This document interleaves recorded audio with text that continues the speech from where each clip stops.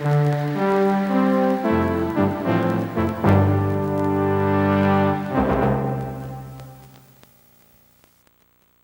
gang, Spin's the name and rocking round the globe's the game. National Geographic is proud to present Really Wild Animals, a wild new home video series created especially for kids with a very special host. It's me, Spin, your global guide.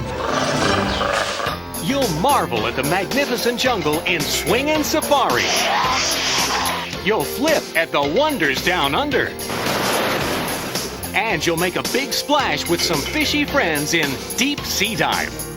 Just listen to what the critics are saying. Magnificent footage, songs, and information. Everything you'd expect and more. Kid-friendly to the extreme. It's also supremely educational. The videos entertain and quench the curiosity of young explorers. And grab your gear for even more adventures. It's hot, it's green, it's raining. It's the totally tropical rainforest, and you are there for the action. Take a walk on the wild side with the animals of amazing North America. The creatures of Asia will amaze you. You are on your way for astounding adventures in Asia. Whoa! Let's have an instant replay on that. Hang on, Spin. There's more ahead. If you think you've seen some wild music videos, take a look at this. Hey, young thing! It's time to get up! Young thing, smile for the camera. Young thing, full of curiosity. It's the quality you expect from National Geographic, but with a brand new spin. Spin you later. Now, kids can experience the animal adventures of a lifetime with Really Wild Animals. New from National Geographic.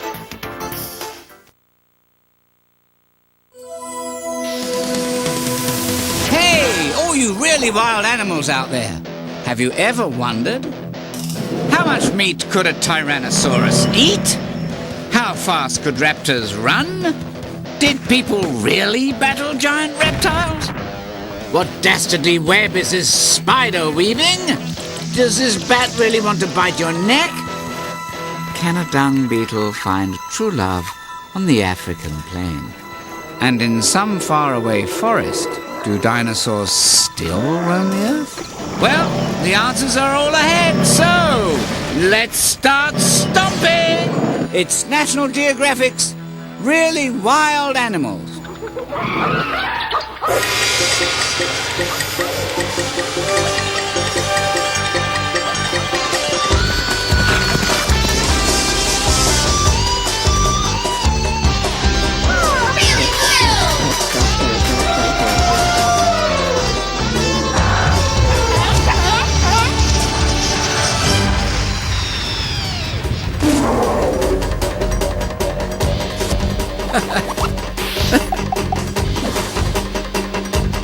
Dinos and other creature features. Yee-hoo! Hey gang, it's me, Spin. Get ready to meet some of the biggest, scariest, most powerful animals ever to stomp across my surface. Dinosaurs! Yes, dinosaurs are everyone's all-time favorite monsters. They've been starring in the movies since way back when. But wait! There's much more to dinosaurs than old movies. After all, they've ruled the earth for millions of years. To get a better idea of just when the dinosaurs lived, we'll have to go way back in time.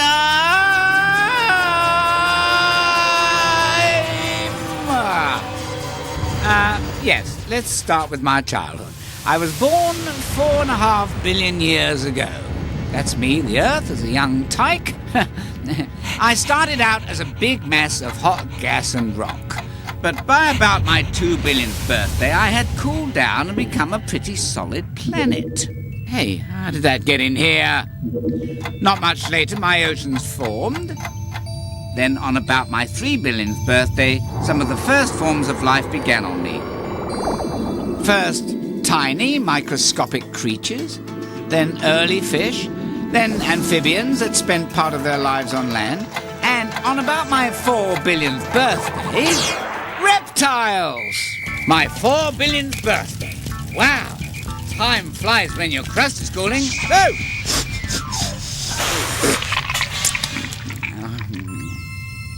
About 100 million years later, the most incredible reptiles of all first made their appearance. The dinosaurs. Sure, they were noisy. Sure, they were big.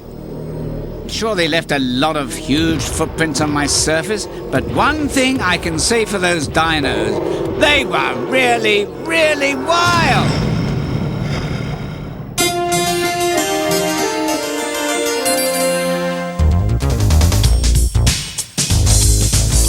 Time ago, before the age of man, there were other creatures here roaming the land. They were bigger than us and ate a whole lot more.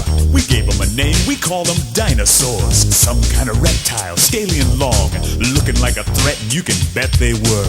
Dinosaurs, Millions of dinosaurs. How did it feel to be real big? Dinosaur, colossal, dinosaur. what a fossil. To be real big. They had weird-shaped heads, powerful jaws, beaks and horns, and dangerous claws. The feet of the Struthiomimus were strong, and he could cover some ground, cause his legs were long. The hadrosaur had a duck-like beak with short little arms and probably ate leaves. Dinosaur, lots of leaves. Dinosaur, how did it feel to be real? How did it feel to be real? Big! Tyrannosaurus Rex, he was mighty and mean. Now he plays it up big on the movie screen. He had plenty of razor-sharp teeth for eating meat. Lots of meat.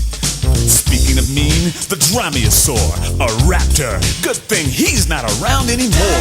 Dinosaur, Where did you go? dinosaur. We wanna know. How did it feel to be real big?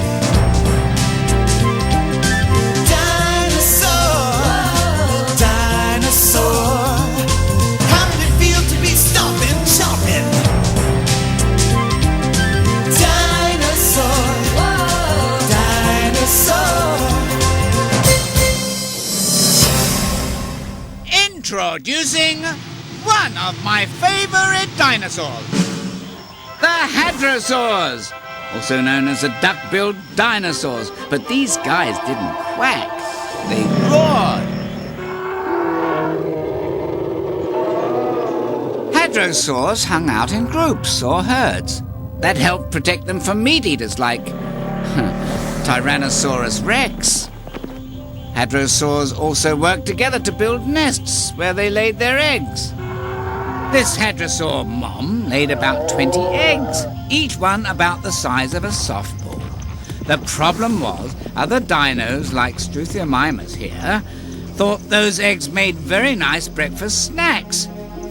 The hadrosaurs spotted their egg-eating enemy too late to save most of their precious eggs.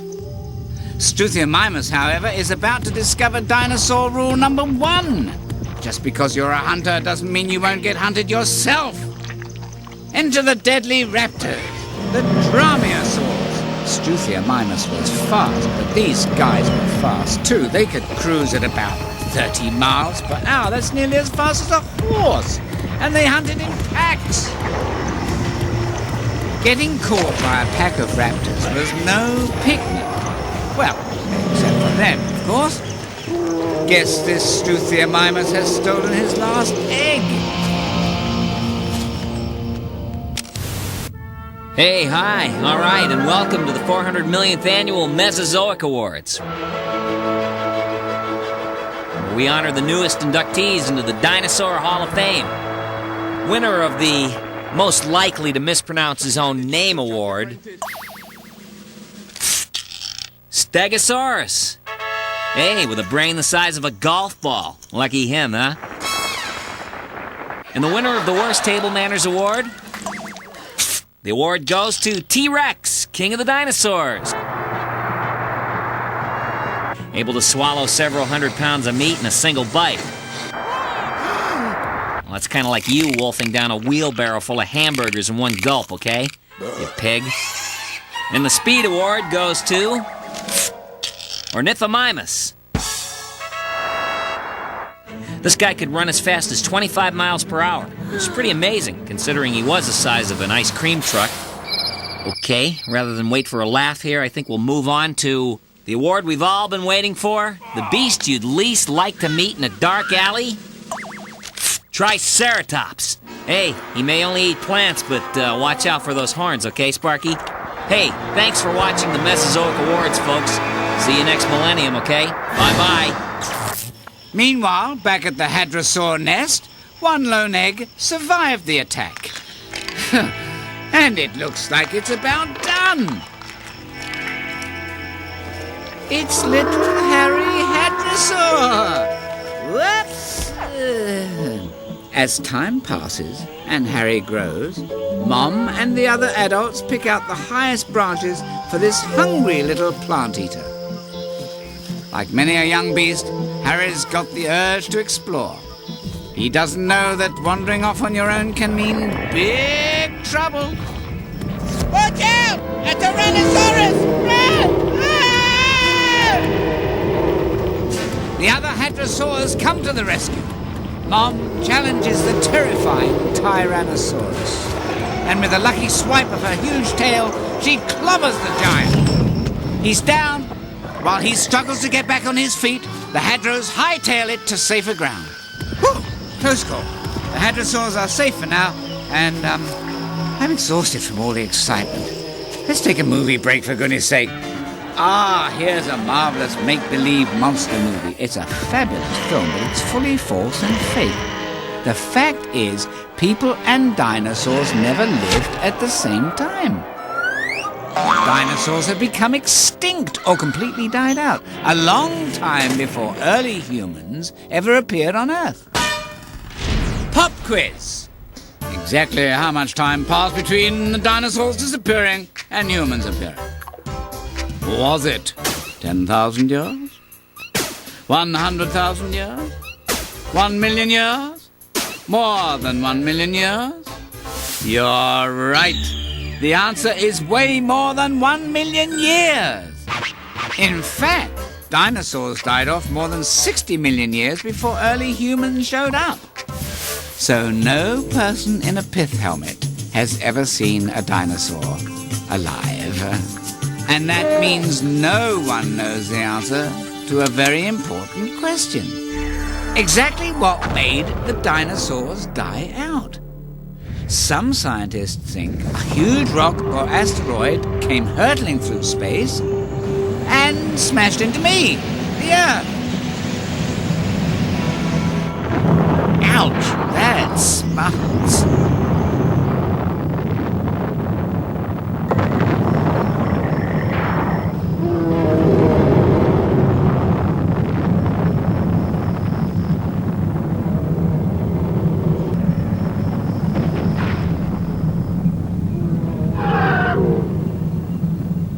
These same scientists think the dust from the blast blocked out the sun, killing first the plants, then the plant-eating dinosaurs, who starved without the plants, and finally the meat-eating dinos who dined on the plant-eaters.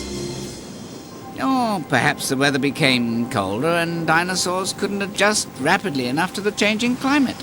Or maybe all the dinosaurs went to a party and didn't invite anyone else. No one knows for sure. Well, almost no one. More terrifying than a Tyrannosaurus Rex. More vicious than any raptor. More dangerous than an angry Dilophosaurus. The cockroach. Terrifying an entire population, creeping around the Earth for 350 million years. They were here before the wheel, before strawberry shortcake, before permanent press pants, even before the dinosaurs. Now, they've crawled through the ages and into your kitchen cabinet. But it looks like cockroaches are here to stay. So if you want to know what happened to the dinosaurs, ask a cockroach. Just don't do it over hors d'oeuvres. What's one clue the dinosaurs left behind after ruling the Earth for more than 100 million years? Bones! Today, some very smart scientists called paleontologists are piecing together the puzzle to learn how dinos looked and moved. One method, dig up dinosaur bones and put them back together again. Another method, look at living animals and compare what they do with what the dinosaurs did. And I know a great place to do just that, in North America, in the swamps of the southeastern United States. Here's a little video I shot on my summer vacation. Here we are. And there's my old pal, the alligator. Millions of years ago, while the dinosaurs were still around, huge alligators prowled swamps much like this one. Like dinosaurs, alligators are reptiles. All reptiles have scaly skin, and they lay eggs. They even look like dinosaurs, don't they? Check out that thick, gnarly hide. Just like a hadrosaur mum, a gator mum makes a nest to shelter her eggs, only hers is made of dead leaves and grass. As the little gators hatch, they cry out, alerting their mother. She gently gathers each baby in her huge jaws and carefully carries them to the water, one by one. Say cheese, and don't sneeze, please. The little gators will stay close to Mum for the next few months, till they're old enough to defend themselves. But even at this young age, they're already hunting for their own food. For instance, this young alligator has spotted a katydid. Sensing danger, the katydid hides underwater. It's safe for now, but soon it will need air. So up to the surface the katydid goes, and... katydid. At this rate, it's easy to see how these baby gators grow big enough to rule the swamp. The same way that dinosaurs used to rule the whole planet. Want to see another distant dinosaur relative? Let's slither on over to the snakes. Like the dinosaurs, snakes are reptiles and also skilled hunters. According to paleontologist Robert Barker, snakes share one special trait with old T-Rex. These jaws could open incredibly wide sideways, like a snake. So it could engulf nearly a ton of meat in one swallow. Those big jaws give a snake a huge advantage, especially when he's competing for food with a mouse-munching machine like this house cat. Not to mention that when the mouse goes down a hole, the cat can't follow.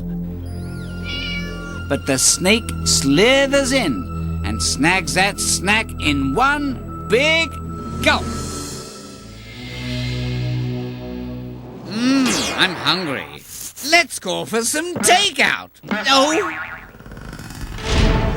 Hey, Kizanich, are you a snake who hates to bake? Want to feast at home so you don't have to roam? Well, get on the phone and dial Mondo Meal. We'll bring over that huge meal you've been craving. Bada bing! If you're a snake, you got the jaws that are stretched so you can swallow the biggest bites in just one gulp. That's why at Mondo Meal, all of our food is huge. Try the tasty rat roundup, the lip-smacking lizard lunch, and the extra big egg salad complete with a shell. That's a Mondo Meal for a really, really big dinner. Let's go to Indonesia, to the remote Komodo Island, where we'll meet the world's largest and most ferocious living lizard, the Komodo dragon.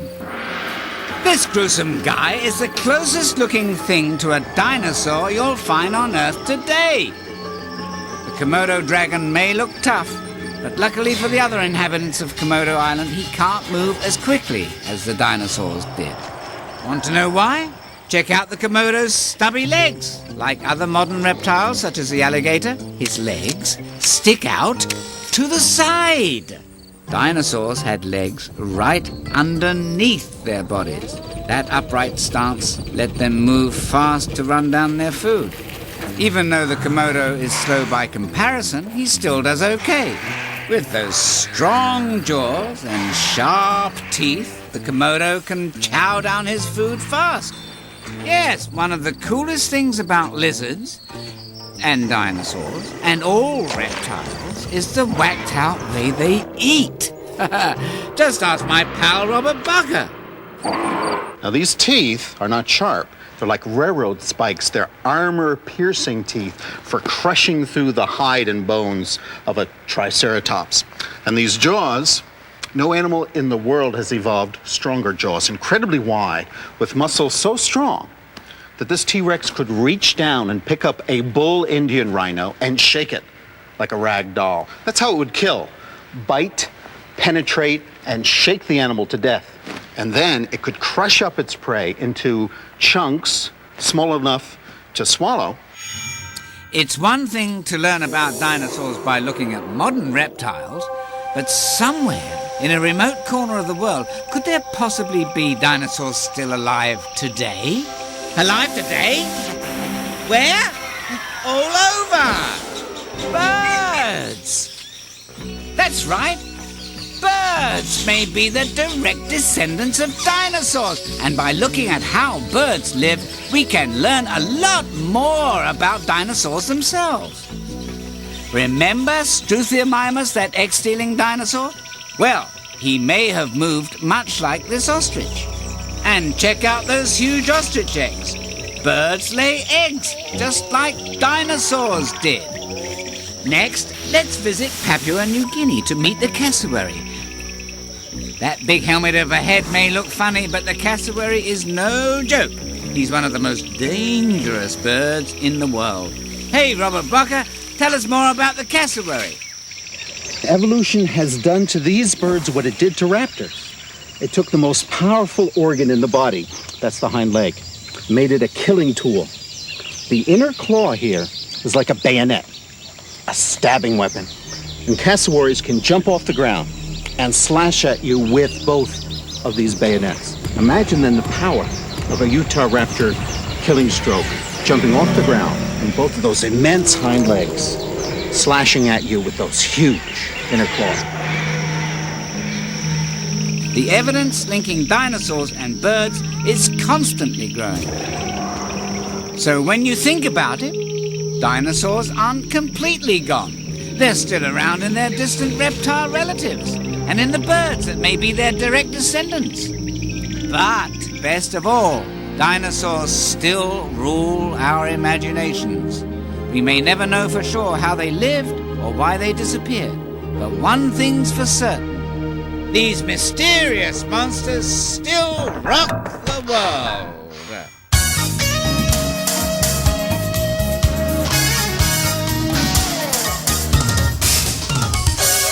You might be wondering why we're shaped the way we are. Like the dinosaurs that were here before, we may seem kind of bizarre. Through the ages, our various stages have kept us hanging around. We're gonna rock the world, rock your world. We're rocking like they did for years and years and years. We're still here, rocking your world.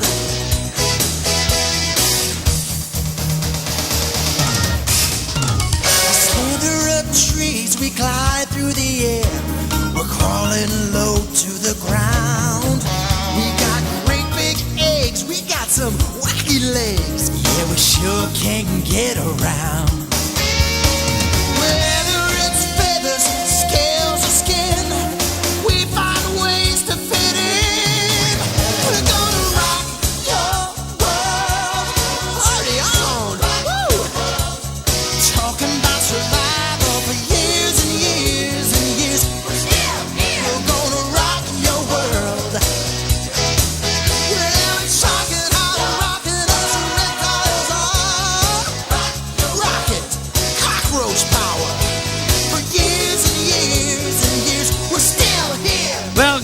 it's been a blast from the past picking up dinosaurs with you.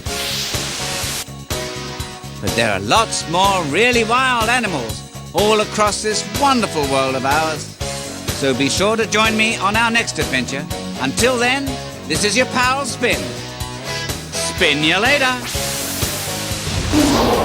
Stay tuned for Creature Features.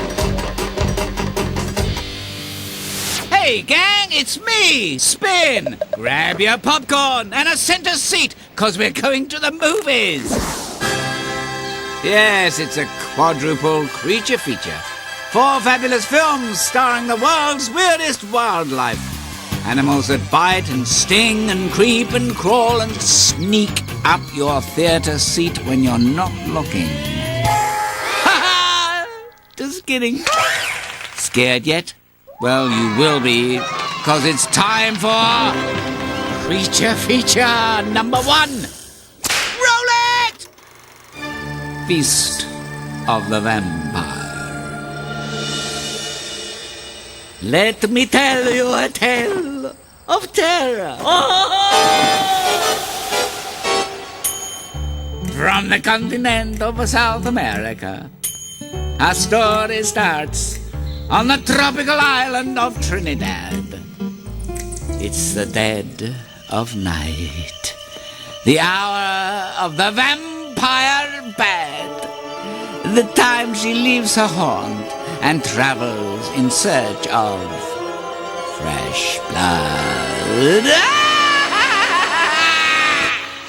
Silently, the vampire stalks her victim. Soon this unsuspecting chicken will know the terror of the vampire bite.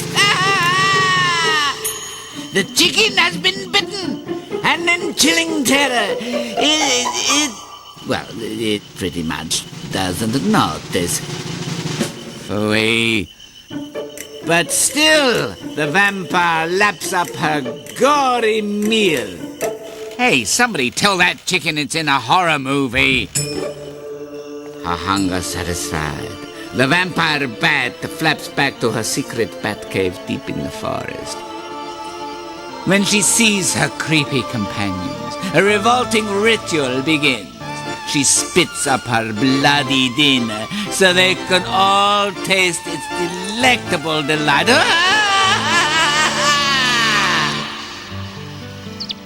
Then she returns to her favorite flapper of all, her darling bat baby. Someday this little monster will fly through the night to find his own blood. And when he does, sequel time! Feast of the Vampire Junior! I give it half a thumb up. See, the problem with that monster movie is that vampire bats aren't really monsters. True, vampire bats eat nothing but blood, and they do have those razor-sharp teeth, but they don't bite people in the neck. In fact, they prefer donkeys and cattle to people. Altogether, bats are some of the most misunderstood animals around. People tell other kinds of tales about them that just aren't true. For instance, bats are blind, right? Wrong. Most bats have pretty good eyesight, but they also have a special sense called echolocation to help them find their food. That's when the bat yells out of its nose or mouth, then listens for the returning echoes that bounce off of whatever he's hunting. That means no bat is ever flying blind. So you don't have to worry about them flying into your hair. Another, for instance, bats are dirty, right? Wrong. In fact, they're remarkably well groomed. They use their sharp claws to comb their fur, when they're not using them to, hang around. And if you thought bats were related to birds, wrong again. Bats are mammals, like you. All mammals have hair on their bodies and they feed their young with milk. But the only mammals that fly are bats. Their wings are actually hands. A thin layer of skin stretches between their long fingers all the way down to the bat's feet. That's all they need to flap and go. No feathers for these fellas.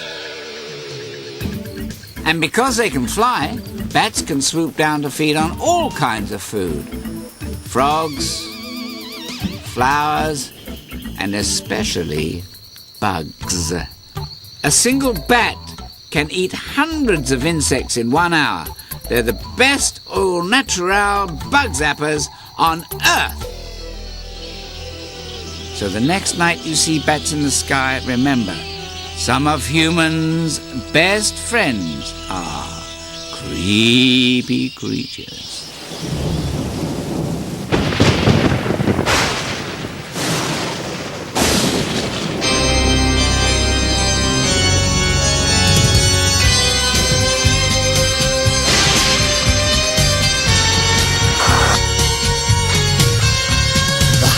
Is kinda spooky. I search behind the wall. I spy this creepy spider. He slowly starts to crawl. I move a little closer, and what do I see? Hairy legs and beady eyes staring back at me. Creepy creatures, Like in the movies I see. creepy creatures. But they're not on TV. They're right next to you. They're right next to me. And I like them, like them, like them. They're as real as can be.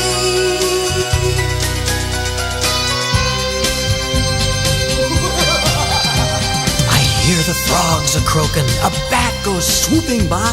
The ants are getting antsy while I'm checking out a fly. Beetles and vultures parade before my view. It's fun to learn the reasons why they eat the things they do. Creepy creatures, Like in the movies I see. creepy creatures. But they're not on TV, they're right next to you. They're right next to me. And I like them, like them, like them. They're as real as can be.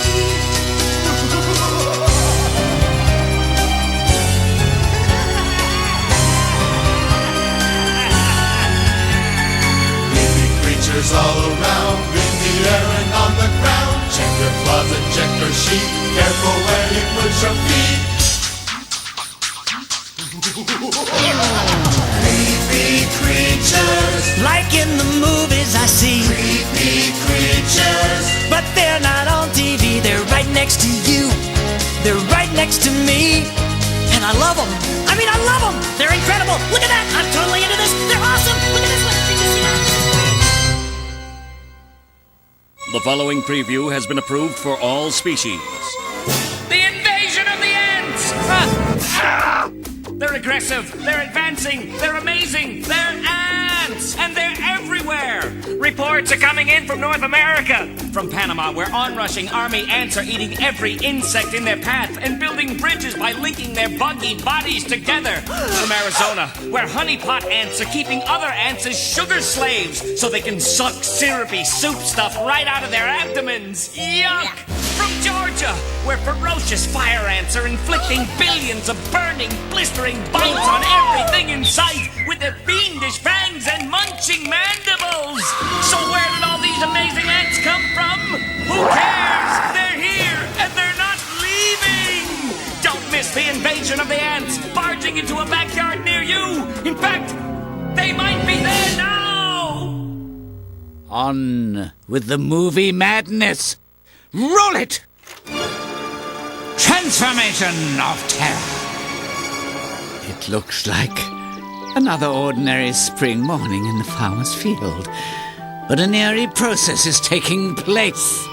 The sort of strange occurrence that could only be devised by a twisted, warped mind. Like that of... me, Dr. Stone. This will be my greatest creation.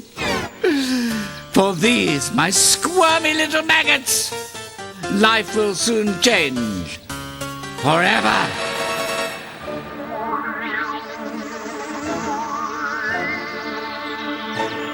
Through an amazing process called metamorphosis, They will squirm out of their shells as fully formed adult houseflies!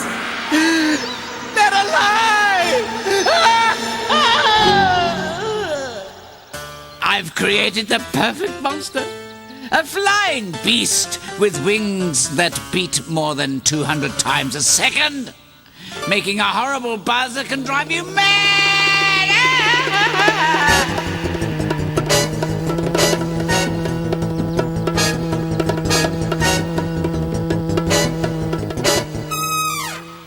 Look closer at that monstrous mouth. This incredible insect can unfold his mouth parts out from his head to suck up supper. It's like having a built-in straw in the middle of your face. And speaking of his mouth, where are his taste buds, you ask?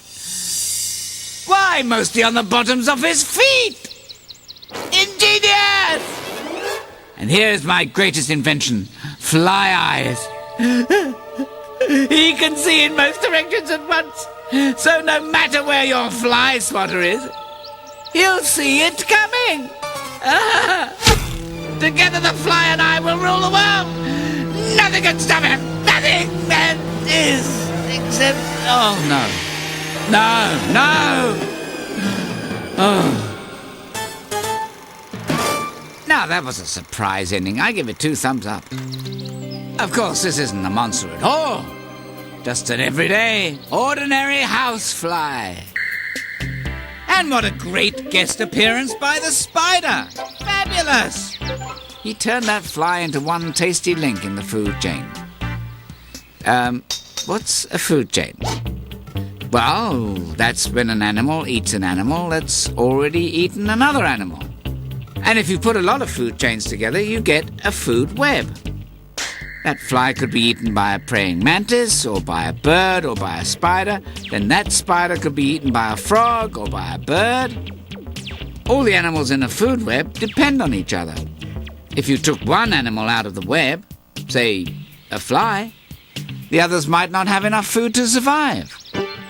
So each and every animal, even the pesky housefly, plays an important part in the food web. And speaking of food, let's head for the snack bar.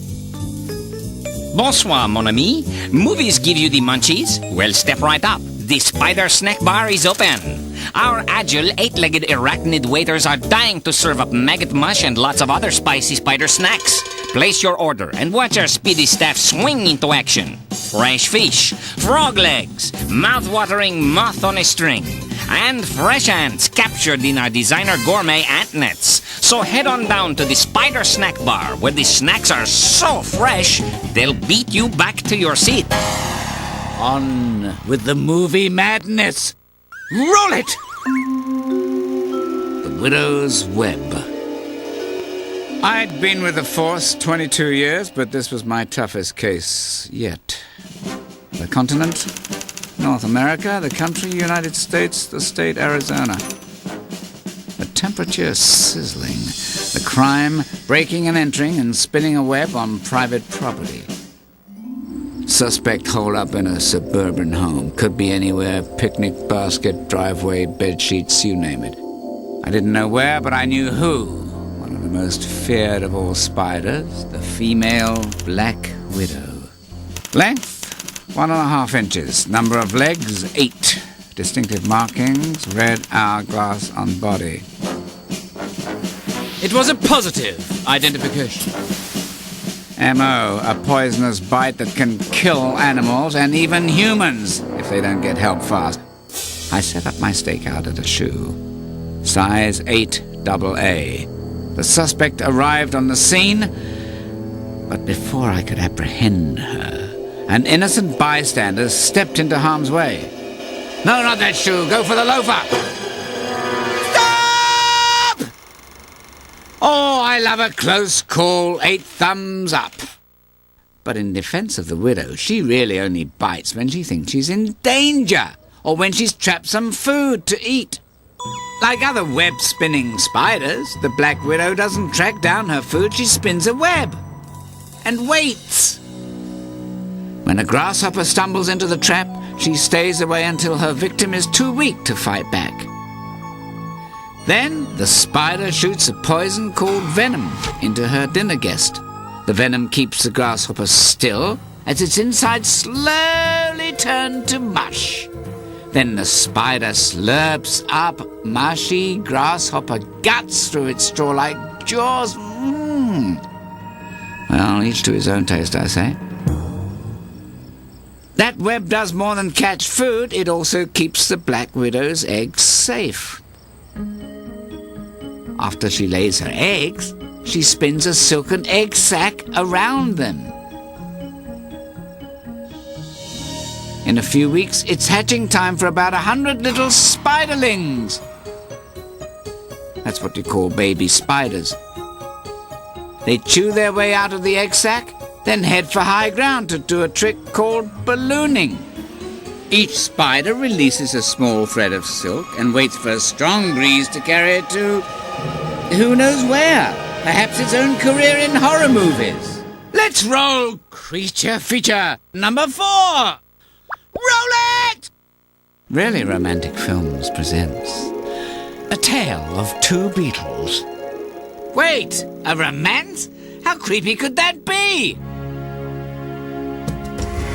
Africa, land of magnificent sunsets, land of migrating herds, land of lions, land of romance.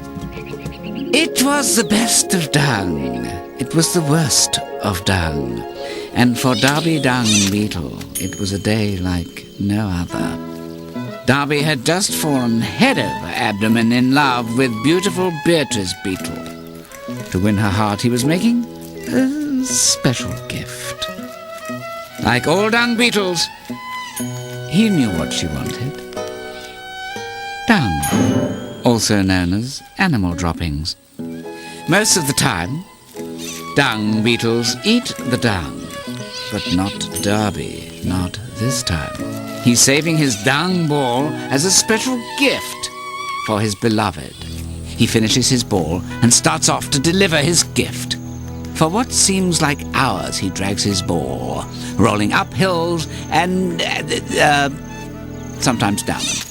Suddenly, another male beetle challenges Darby for his dung. Darby fights fiercely, and the challenger retreats. Finally, Darby reaches his beloved Beatrice Beetle and begs her to be his buggy bride. She gladly helps him bury his dung ball, where they will soon raise their dung beetle baby. And they all live happily ever after. Oh, I love happy endings. All right, I'll give it a thumbs up.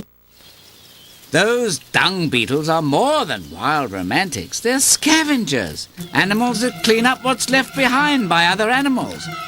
Without these busy beetles, the plains might be waist-deep in dung. But they're not the only scavengers around these parts. Out here on the African plain, it don't pay to be purty. And these fellas are living proof. The boys of Vulture Valley. They ain't graceful. They ain't glamorous. They don't get invited to no highfalutin dinner parties. But vultures are powerful important in the web of life. 'Cause they dead animals. After all, somebody's gotta clean up the carcasses. Vulture Valley, where the good guys don't always wear white hats. Want to know more about the stars of the scavenger show? Vultures and dung beetles are more than just a cleanup crew. When they break down dung and dead animals, these scavengers return important nutrients to the soil that keep the grass growing. And that grass feeds animals like zebras, who are then food for other animals, like lions. So they might not look like it, but dung beetles and vultures are the true heroes around here, turning death and dung into life for all the other animals on the plains. Well, my fellow film fans, we've been around the world on the silver screen and seen some of its creepiest creatures. bats in South America, spiders and ants in North America, dung beetles and vultures in Africa, and flies all around the planet. All that stinging and biting and creeping and flying around are just the ways these animals stay alive. Because even the creepiest animals play an important part in the web of life. Hey, all you creatures with habits and features so strange to a human like me. Here's a tribute to you and the weird things you do in your community. Some hairy, some scary, but all necessary. Perfection in form and design. Through the years you've survived and learned how to thrive on what some of the world leaves behind. All together now. Keep on creeping on. What a wonderful, wacky phenomenon. If you creep or you crawl, there's a place for you all. Keep on creeping on. Your housing arrangements are certainly strange, but for you I can see they're ideal. When a moth or a fly comes wandering by, you make sure they stay for a meal. Now I'm not debating your customs in dating, 'cause everyone answers love's call. Does it give her a lift when you bring her a gift? Do you say, here my dear, have a ball? Oh, keep on creeping on. What a wonderful, wacky phenomenon. If you creep or you crawl, there's a place for you all. Keep Well, gang, on it's been great creeping going to the on. movies with you. But there are lots more really wild animals all across this wonderful world of ours. So be sure to join me on our next adventure. Until then, this is your pal Spin. Spin you later.